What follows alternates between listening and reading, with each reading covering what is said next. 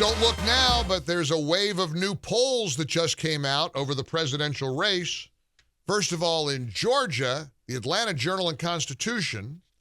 Now, Georgia, of course, is the home of Fani Willis, and that's, of course, a big election integrity case right there. And they want to throw the book at President Trump in Georgia. So surely he's trailing Joe Biden in Georgia, right? And certainly an Atlanta Journal and Constitution poll is going to reflect that, right? Let me read here. Former President Donald Trump holds a slight lead over President Joe Biden in Georgia in an Atlanta Journal-Constitution poll released Tuesday ahead of an Atlanta debate that could be one of the most consequential events of the 2024 election.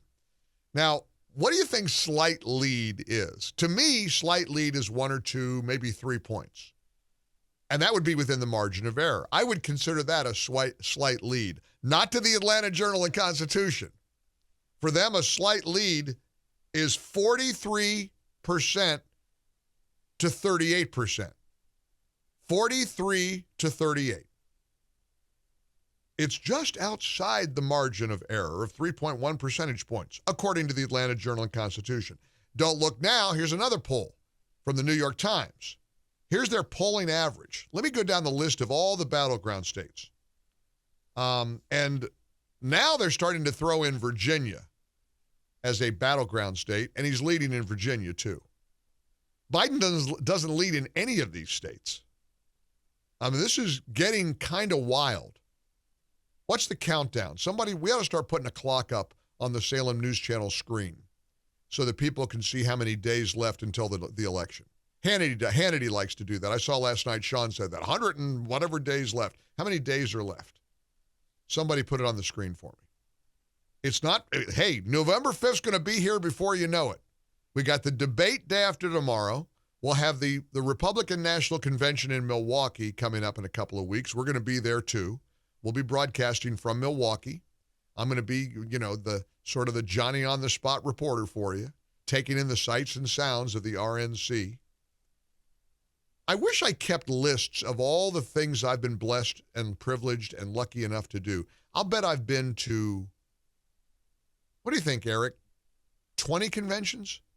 I mean, and there was a time when you didn't have to fear for your life. You could actually go to a Democrat National Convention. Not anymore. Boy, I feel for Chicago. I'm praying for Chicago because that place is going to be wild. Anyway, we'll be in Milwaukee. Let's take a look at the New York Times polling average of Wisconsin, Michigan, Pennsylvania, Nevada, Arizona, Georgia, and North Carolina. Shall we? 132 days to go. Thank you, Tracy. 132 days to go before we decide whether we're going to save America or we're going to go down the tubes. 132 days from now to see if we can wipe the smirk and the smug looks of confidence off the faces of these American-hating degenerates who have lied and attempted to subvert an election before our very eyes in one of the most grotesque displays of election interference any of us have ever seen. This pathetic effort to turn Donald Trump into this convicted felon right before the election. According to the New York Times, nobody's buying it. Maybe they're buying it in Wisconsin. Pretty blue state. Lots of liberals there. You got certainly Milwaukee. You got Madison, college towns. You've got, let's look at Wisconsin. According to the New York Times polling average, Trump leads 47 to 46% over Joe Biden. How about Michigan? Pretty blue Michigan. Gretchen Whitmer, the land of Gretchen, the land of lockdowns, the land of repressive, tyrannical, Democrat dictatorial policies. Surely Biden's winning in Michigan, according to the New York Times, right? Whoops. Trump's up by 2 points in Michigan, 48 to 46%. All right, what about Pennsylvania? You got John Fetterman, you got Mayor Kenney, you got Philly, you're a pretty blue state, right? The Commonwealth of Pennsylvania. Oh, up by 2 points. Trump is up by 2, 48 to 46%. All right, what about Nevada? All right, you got Las Vegas, you got the land of Harry Reid, the casinos. How about Nevada? Wow, Trump's up by 4 points, 49 to 45%. All right, well, what about Arizona? Maricopa County. You got the election official the other day saying that the 2020 election was perfect. It went well. Surely Biden is winning in Arizona. How about whoops? Trump is up by 3 points in Arizona, 48 to 45%.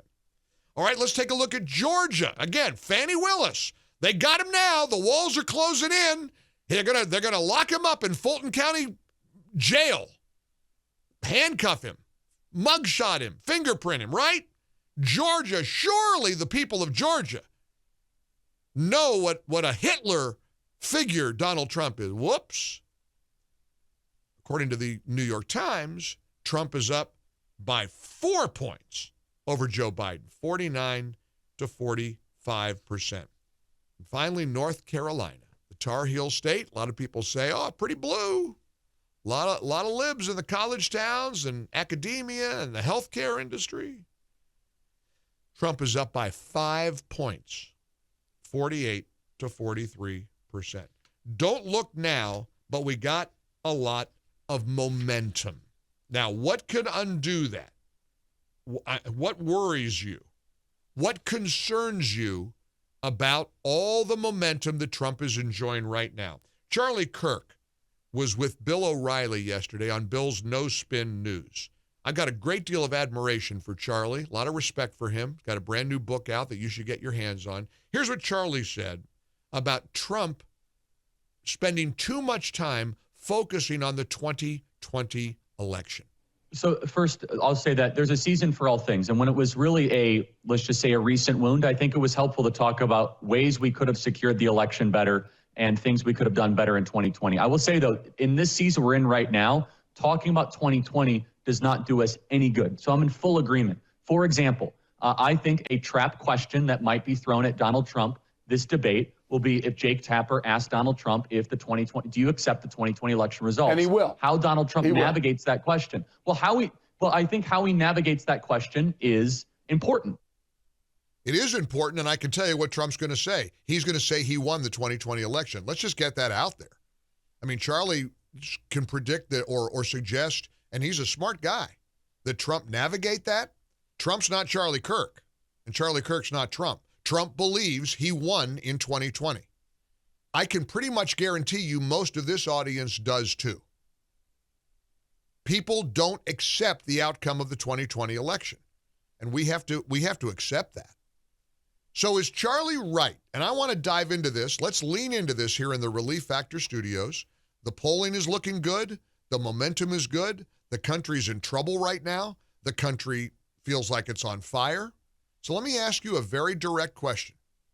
Is Charlie Kirk right that fretting over 2020 the way he worded it, doesn't do us much good right now? Is Charlie right in saying we got to move on from 2020 and we got to look at 2024? Simple question. Join me with your answer. 1-800-655-MIKE. 800-655-6453. It's a Tuesday episode of the Mike Gallagher Show. It's going to be a big week. We got Supreme Court rulings coming down. We got the debate Thursday. Seb Gorka, Hugh Hewitt, and I will be anchoring our pre-debate coverage on many of these great radio stations around the country. A lot of stations, a lot of communities are having election viewing debate viewing parties. That'll be a lot of fun. It's going to be a big week, but first we got to win. Boy, do we have to win. Lord God, bless this election and help us win. What do you think? 800-655-MIKE.